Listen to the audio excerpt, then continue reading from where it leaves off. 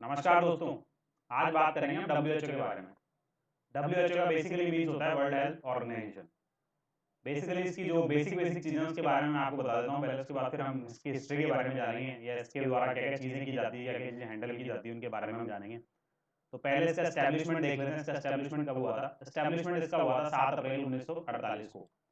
तो 7 अप्रैल 1948 को ये एस्टैब्लिशमेंट में आ गया था। लगभग 44 के समथिंग वर्ल्ड वॉर हुई थी, उसके 3 या 4 साल बाद ये एस्टैब्लिशमेंट में आया है। तो इसकी ज़रूरत क्या थी? जैसे मैंने आपको पहले बताया, काफ़ी सारी ऑर्गेनाइजेशन होती है, इंटरनेशनल ऑर्गेनाइजेशन, उनकी क्या ज़रूरत पड़ती है, उनको क्यों लाना पड़ता है, वो आप मेरे पिछले वाले वीडियो के अंदर देख सकते हैं। मैंने पूरा डिटेल के अंदर बताया गया है कि इंटरनेशनल ऑर्गेनाइजेशन को क्यों लाया जाता है या फिर उनकी क्या ज़रूरत पड़ती है।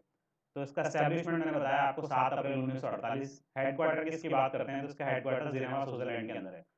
उसके साथ साथ ये 6 रीजनल ऑफिस भी रखता है जो सेमी ऑटोनोमस मोड पे काम करते हैं, यानी उनकी जब जरूरत होती है तब उनसे काम करवाते हैं, जब जरूरत नहीं होती तब उनको यूज में नहीं लिया जाता है। ये बेसिकली यूएन का पार्ट है। जो डब्ल्यूएच है वो यूएन का पार्ट है, यूएन सस्टेनेबल डेवलपमेंट ग्रुप का पार्ट है। यूएन सस्टेनेबल डेवलपमेंट ग्रुप ने ही 17 यूएन डेवलपमेंट गोल्स सेट कर रखे हैं, 17 तरह के, जिन गोल्स के बारे में मैं आपको पहले बता चुका हूँ पहले वाले वीडियो में, फिर भी हम बाद में उसका कभी डिस्कशन कर लेंगे। डब्ल्यूएच एक स्पेशलाइज्ड एजेंसी है यूनाइटेड नेशन की, जो रेस्पॉन्सिबल होती है इंटरनेशनल पब्लिक हेल्थ की। इंटरनेशनल पब्लिक हेल्थ से अपन क्या समझते हैं? जो पूरे वर्ल्ड के अंदर जो भी पब्लिक्स हैं, उनके अगर कोई कोई भी ऐसी महामारी आ जाती है जिसके बारे में क्या डिसीजन लेने हैं, वो अगर कोई स्टेट या कोई कंट्री नहीं ले पा रही है, तो उन चीज़ों के बारे में इंटरनेशनल लेवल पे एक ऑर्गेनाइजेशन होनी चाहिए जो पूरा एक मापक तरीके से या स्टैंडर्ड तरीके से उन चीज़ों के बारे में सोच पाए और दूसरी कंट्री को गाइड कर पाए। इसलिए इसलिए हम बोलते हैं कि यूनाइटेड नेशन स्पेशलाइज एजेंसी है। और किसके लिए रेस्पॉन्सिबल है? इंटरनेशनल पब्लिक हेल्थ के लिए रेस्पॉन्सिबल है। ये अंडर यूनाइटेड नेशंस के काम करती है, क्योंकि यूनाइटेड नेशंस ने ही इसका डेवलपमेंट किया है डब्ल्यूएचओ का। पहले डब्ल्यूएचओ जैसी कोई एजेंसी थी नहीं, सब अपने अपने लेवल पे, अलग अलग कंट्री अपने अपने लेवल पे काम करती थी उस हिसाब से। तो अब हम बात करते हैं इसके मेन बेसिकली जो क्वेश्चंस पूछे जाते हैं आपके एग्जाम के अंदर, वो डायरेक्टली ऐसा पूछा जा सकता है कि वर्ल्ड हेल्थ डे कब मनाया जाता है? तो वर्ल्ड हेल्थ डे 7 अप्रैल को मनाया जाता है। ये आपको ध्यान रखना है, कहीं पर आप इसे नोट कर सकते हैं, जहां पर भी आपको लगे। नोटबुक अगर आप यूज करते हैं साथ में, तो आप एक नोटबुक के अंदर इसको यूज नोट कर सकते हैं। वर्ल्ड हेल्थ डे 7 अप्रैल को मनाया जाता है। कौन कौन सी रिपोर्ट ये पब्लिश करता है? जो बेसिकली क्वेश्चन आते हैं एग्जाम्स के अंदर, तो रिपोर्ट्स के द्वारा पब्लिश की जाती है। पहली रिपोर्ट है वर्ल्ड हेल्थ रिपोर्ट। मैंने इंपॉर्टेंट रिपोर्ट्स लिखी है और काफी रिपोर्ट्स भी ये लोग अपलोड करते हैं, पर हमें वो ध्यान रखना है जो एग्जाम के अंदर पूछा जाता है। तो पहली रिपोर्ट है वर्ल्ड हेल्थ रिपोर्ट। दूसरी रिपोर्ट है ग्लोबल न्यूट्रिशन रिपोर्ट, यानी वर्ल्ड के अंदर हेल्थ की क्या पोजीशन है उसके बारे में ये रिपोर्ट बताती है। दूसरा क्या है? ग्लोबल न्यूट्रिशन रिपोर्ट, हर कंट्री कैसा परफॉर्म कर रही है, उनका एक इंडेक्स तैयार करती है, ताकि कंट्रीज को ये पता लगता रहे कि हम हेल्थ के सेक्टर में कैसा काम कर रहे हैं, या हमें इंप्रूवमेंट की जरूरत है क्या नहीं है। वो सब चीज़ें वो देखते रहे इन रिपोर्ट्स के बारे में। तो दूसरी जो रिपोर्ट है वो न्यूट्रिशन के बारे में बताती है। न्यूट्रिशन मीन्स पोषण होता है, पोषण के बारे में बताती है कि पोषण के लेवल पे कंट्री की क्या स्थिति है। तीसरा है वर्ल्ड विजन रिपोर्ट। विजन का मतलब होता है आईसाइट से रिलेटेड जितनी भी चीज़ें होती है वो सारी वर्ल्ड विजन रिपोर्ट्स के अंदर आती है। Ambient air pollution report. Ambient air pollution report हर कंट्री का, या फिर स्टेट का, या फिर कंट्री बोले तो कंट्री का मतलब इंडिया हो गया या और भी कंट्री होगी, पाकिस्तान जैसे, कई बार ये लोग उसको स्टेट के रूप में भी बोलते हैं। तो उसका जो एयर पोल्यूशन की क्या स्थिति है, जैसे दिल्ली के अंदर अगर हम समझते हैं तो दिल्ली के अंदर अभी इस टाइम पे एयर पोल्यूशन की स्थिति बहुत ज़्यादा खराब है। तो उन चीज़ों के बारे में भी डब्ल्यूएचओ ही हमें बताता है या रिपोर्ट जनरेट करता है, जिससे कंट्री को या दूसरी कंट्रियों को पता लगता है कि हमें क्या चीज़ें करनी है, क्या चीज़ें नहीं करनी। World report on hearing. Hearing आप जैसा समझते हैं सुनने की जो कैपेसिटी होती है, यानी कान की अगर हम बात करें तो उनके बारे में डब्ल्यूएचओ चीज़ें बताता है, रिपोर्ट्स बताता है कि हमें कैसे डेवलपमेंट करना चाहिए, क्या क्या प्रॉब्लम फेस कर रही है कंट्री। अब हम बात कर लेते हैं थोड़ी इसकी हिस्ट्री के बारे में। इसका एस्टेब्लिशमेंट कैसे हुआ? जैसे कि मैं आपको बताता हूँ हर बार कि हर इंटरनेशनल ऑर्गेनाइजेशन को लाने के पीछे कोई ना कोई उद्देश्य होता है। उस उद्देश्य के रूप में ही इसको हर इंटरनेशनल ऑर्गेनाइजेशन को लाया जाता है। डब्ल्यूएचओ को भी लाया गया है यूनाइटेड नेशंस के द्वारा। तो सबसे पहले हम बात करते हैं 1945 के अंदर, अप्रैल 1945 एक कॉन्फ्रेंस को सेटअप किया गया। यूनाइटेड नेशन की एक कॉन्फ्रेंस होनी थी सैन फ्रांसिस्को के अंदर। उसके अंदर ब्राजील और चाइना के द्वारा ये बोला गया कि एक इंटरनेशनल ऑर्गेनाइजेशन होनी चाहिए, हेल्थ ऑर्गेनाइजेशन। उसको कैसे स्टैब्लिशमेंट किया जाए उसके बारे में कॉन्फ्रेंस बिठानी है हमें। तो इस बारे में इन्होंने एक रिप्रेजेंटेशन रखा। इस रिप्रेजेंटेशन के ऊपर विचार किया गया। तो उसके एक साल बाद, जस्ट एक साल तक इन्होंने सोचा उस बारे में। अगेन एक साल बाद एक कॉन्फ्रेंस बैठक हुई 15 फरवरी 1946 को। ये किसने रखा? The economic social council of the United nation के जो सेक्रेटरी जनरल है, उन्होंने इंस्ट्रक्ट करा कि एक कॉन्फ्रेंस को सेटअप किया जाए। उसके 1 या 2 महीने बाद, मार्च के अंदर, 18 मार्च से 5 अप्रैल 1946 की जो बात है, उसके बीच में एक प्रपोजल को जनरेट किया गया इंटरनेशनल हेल्थ कॉन्फ्रेंस के रूप में। जो इंटरनेशनल हेल्थ कॉन्फ्रेंस हुई थी न्यूयॉर्क के अंदर, उसमें उस प्रपोजल को कॉन्स्टिट्यूट करने के लिए उसको प्रेजेंट किया गया। इन सब के प्रपोजल के बेसिस पे, on the basis of this proposal जो कॉन्फ्रेंस थी, जो इंटरनेशनल हेल्थ कॉन्फ्रेंस थी, उन्होंने एक कॉन्स्टिट्यूशन को ड्राफ्ट किया WHO के लिए। उस पे 22 जुलाई 1946 को 51 मेंबर ऑफ यूनाइटेड नेशंस के जो 51 मेंबर थे, यानी 51 जो मेंबर थे, उन्होंने इसको रिप्रेजेंट किया और उन लोगों ने इस पे साइन किया। और 10 अदर नेशन थे, दूसरे जो 10 नेशंस थे, उन लोगों ने भी इस पे साइन करके इसका कॉन्स्टिट्यूशन को तैयार किया, यानी एस्टेब्लिशमेंट में आ चुका है अब WHO।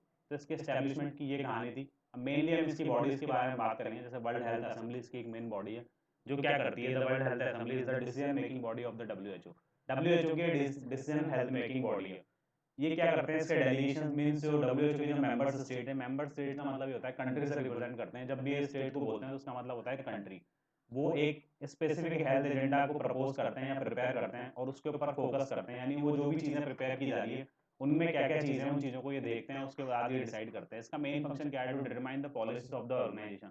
ऑर्गेनाइजेशन की पॉलिसीज को ये डिसाइड करेंगे। डायरेक्टर जनरल को ये लोग अपॉइंट करेंगे। फाइनेंशियल पॉलिसीज अगर जो भी हैं उनको ये रिव्यू करेंगे और सुपरवाइज करेंगे। Approve the propose programme budget, जो भी प्रोग्राम चल रहा है WHO के द्वारा उसमें क्या बजट सेट करना है या फिर क्या चीज़ें करनी है, कितना बजट होना चाहिए जिससे चीज़ें हो पाएगी या जो टारगेट अचीव करें वो पूरे हो पाएंगे। तो वो सारी चीज़ें वर्ल्ड हेल्थ असेंबली करती है। ये हर वर्ल्ड हेल्थ असेंबली जिनेवा के अंदर एनुअली बेसिस पे हेल्ड होती है। लास्टली जो हेल्ड हुई थी जिसके बारे में अगर क्वेश्चन कभी आ जाता है तो 21 से 30 मई 2023 को ये 76 वर्ल्ड हेल्थ असेंबली 21 से 30 मई के बीच में मीटिंग इसकी कंप्लीट हुई थी। अब हम बात करते हैं एग्जीक्यूटिव बोर्ड के बारे में। एग्जीक्यूटिव बोर्ड भी इसकी एक मेन पार्ट है। तो एग्जीक्यूटिव बोर्ड के अंदर 34 मेंबर होते हैं जो हर 3 साल के लिए इलेक्ट किया जाता है उनको। The annual board meeting is held in जनवरी के अंदर ये जो इसकी जो मीटिंग है एग्जीक्यूटिव बोर्ड की, ये की जाती है, जिसमें कोई भी वर्ल्ड हेल्थ असेंबली का जो एजेंडा होता है और जो रेजोल्यूशन होता है उसको कंसिडर किया जाता है। हेल्थ असेंबली जो भेजती है रेजोल्यूशन और हेल्थ असेंबली जो रेजोल्यूशन और एजेंडा भेजती है उसके बारे में ये लोग उस एग्जीक्यूटिव बोर्ड के अंदर बात करते हैं। इसका second shorten meeting take place in मई और जून के अंदर सेकंड मीटिंग इसकी रखी जाती है जो हेल्थ असेंबली की जस्ट बाद होती है। इसका मेन फंक्शन क्या है, to implement the decision and policies of the health assembly. Health assembly के ऊपर जो हेल्थ असेंबली की जो पॉलिसीज है, जो हेल्थ असेंबली पॉलिसीज बनाती है, उनको कैसे इंप्लीमेंट करना है, उनके ऊपर क्या डिसीजन लेने हैं, या अगर उसके अंदर कोई चेंजेस होने हैं तो ये एग्जीक्यूटिव बोर्ड उसके बारे में बात करते हैं। 30 जनवरी से 7 फरवरी 2023 के बीच में इसका 152 सेशन एग्जीक्यूटिव बोर्ड का कंडक्ट हुआ था। उसके बाद वाला जो सेशन था 153, वो 31 मई से 1 जून 2023 को एस्टेब्लिश हुआ था। जैसे मैंने आपको बताया, पहला होता है जो जनवरी के अंदर होता है, जैसे मैंने आपको ऊपर दिखाया कि पहली जो मीटिंग होती है वो जनवरी के अंदर होती है इसकी। उसके बाद follow up second shorter meeting कब हुई इसकी, 31 मई 1 जून, मई और जून के बीच में होती है। तो 31 मई से 1 जून 2023 के बीच में इसका 153 सेशन हुआ था इसका। अब हम बात करते हैं इलेक्शन कैसे होते हैं डायरेक्टर जनरल के। WHO है कोई भी संस्था है तो उसका डायरेक्टर जनरल हो सकता है, या फिर जैसा कि हम बात कर रहे हैं चीफ टेक्निकल ऑफिसर हो सकता है, या फिर एडमिनिस्ट्रेटिव ऑफिसर हो सकता है, या CEO हो सकता है। मतलब एक कोई बड़ी पद हो सकते हैं जिसको अध्यक्ष भी बोल सकते हैं हम हिंदी में, मतलब जो उसको पूरा उसको सेटलमेंट उसका समझेगा, या फिर मेन हेड जो बोलते हैं हम उसको। तो हर किसी का एक मेन हेड होता है हर ऑर्गेनाइजेशन का, ऐसे ही WHO का भी तो मेन हेड होता है डायरेक्टर जनरल। उसका इलेक्शन कैसे किया जाता है उसके बारे में हम थोड़ा बात करते हैं। तो डायरेक्टर जनरल इज WHO का जो डायरेक्टर जनरल है वो chief technical and administrative officer होता है। अभी इस टाइम पे करंटली अगर हम बात कर रहे हैं तो टेड्रोस एडहानम गैब्रियस इसके डायरेक्टर जनरल है, जिनको एग्जीक्यूटिव बोर्ड के द्वारा नॉमिनेट किया गया था 150 सेशन के अंदर जो 2020 के अंदर हुआ था। And proposal was consider by the world health assembly के द्वारा ये प्रपोजल मई के अंदर किया गया था। द टेड्रोस एडहानम गैब्रियस ये दोबारा री इलेक्ट हो गए थे on 16 officially begin second term जो थी इनकी वो दोबारा री इलेक्ट करके इन्होंने 16 अगस्त 2022 से दोबारा ये री इलेक्ट हो चुके हैं। डायरेक्टर जनरल को सिर्फ एक बार रीअपॉइंटमेंट एक बार हो सकता है डायरेक्टर जनरल का। तो इनकी सेकंड टर्म चल रही है टेड्रोस अधनम की। तो अगर अभी कोई भी आपसे डायरेक्टर जनरल के बारे में क्वेश्चन पूछा जाता है तो आपको 2023 के लिए भी डॉक्टर टेड्रोस एडहानम ही है अभी डायरेक्टर जर्नल इसके। अब हम इसके बेसिकली छोटे छोटे क्वेश्चंस के बारे में बात कर लेते हैं जो बेसिकली पूछे जाते हैं एग्जाम के अंदर। What is the main body of the WHO की मेन बॉडी क्या है, द वर्ल्ड हेल्थ असेंबली इसकी मेन बॉडी है जो सारी चीज़ों को देखता है। What is the theme for world health day 2023, ये क्वेश्चन बेसिकली सिंपल क्वेश्चन है जो आपका बैंक के अंदर भी पूछा जा सकता है, SSC के एग्जाम के अंदर पूछा जा सकता है, किसी भी एग्जाम के अंदर ये बेसिकली डायरेक्ट क्वेश्चन पूछा जा सकता है। थीम के बारे में काफ़ी क्वेश्चन आते हैं डे से रिलेटेड। तो वर्ल्ड हेल्थ डे 2023 क्या है इसका, हेल्थ फॉर ऑल। ये आप ध्यान रखें, हेल्थ फॉर ऑल, सभी के लिए हेल्थ, यानी सभी के हेल्थ के बारे में हमें ध्यान रखना है इंटरनेशनल लेवल पे। ये WHO कंडक्ट करता है चीज़ों को। तो इसने थीम दी है इस बार की 2023 के लिए हेल्थ फॉर ऑल। ऑल का मतलब ये हो गया कि ह्यूमंस की बात कर रहे हैं या एनिमल्स की बात कर रहे हैं। इस बार हेल्थ फॉर ऑल का मतलब यही है, यहाँ पर जो हम कोई भी कंट्री या कोई भी WHO जो इंस्ट्रक्शन दे रहा है कंट्रीज़ को, वो इस बार ये चीज़ें चल रही है कि हमें सिर्फ ह्यूमंस के बारे में नहीं सोचना, हमें एनिमल्स के बारे में भी सोचना है। यानी पूरे ऑल ओवर वर्ल्ड के अंदर जितनी भी चीज़ें हैं हम उनके बारे में, सबकी हेल्थ के बारे में बात करेंगे। Where is the centre of WHO? WHO का सेंटर मीन्स हेडक्वार्टर क्या है? Geneva Switzerland. क्वेश्चन घुमा के पूछा जा सकता है, सेंटर और हेडक्वार्टर एक ही चीज़ है, तो आप सेंटर भी पूछे तब भी आपको हेडक्वार्टर ही लगाना है, जिनेवा स्विट्जरलैंड है। WHO is the Indian member of WHO। WHO की तरफ से इंडिया, WHO के अंदर इंडिया का मेंबर कौन है जो इंडिया को रिप्रेजेंट कर रहा है? India is the member of state of the WHO। WHO का इंडियन मेंबर स्टेट है, साउथ ईस्ट एशिया रीजन से डॉक्टर रॉड्रिगो एच ऑफरिन इसको रिप्रेजेंट कर रहे हैं। तो ये था आज WHO के बारे में पूरी डिटेल। सारे जितने भी ऑर्गेनाइजेशन, इंटरनेशनल ऑर्गेनाइजेशन, मैं धीरे धीरे सारे इंटरनेशनल ऑर्गेनाइजेशन कवर करूंगा, तो सारे आपको कंप्लीट वीडियो, कंप्लीट प्लेलिस्ट मैंने बना रखी है इंटरनेशनल ऑर्गेनाइजेशन के नाम में। उसके अंदर आपको सारे इंटरनेशनल ऑर्गेनाइजेशन वो सारे मिल जाएंगे आपको, वहाँ से आप सारे डिटेल दे सकते हैं, इनके बेसिकली पॉइंट पॉइंट आप नोट कर सकते हैं जो एग्जाम के अंदर डायरेक्ट पूछे जा सकते हैं। तो आज का वीडियो WHO के बारे में था। आगे चल के आपको ILO के बारे में वीडियो मिलेंगे। ILO means international level organisation, उसके बारे में हम नेक्स्ट वीडियो या उससे नेक्स्ट वीडियो में बात करेंगे। धीरे धीरे आपको सारे वीडियोस मिल जाएंगे। Thank you so much the education आपकी तरफ से, आपको ये सारे वीडियो प्रोवाइड किए जा रहे हैं। Thank you so much for watching my videos on YouTube. If you like my content please share and subscribe.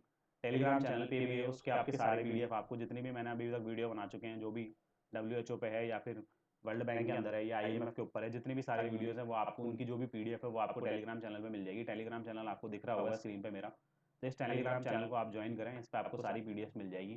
Thank you.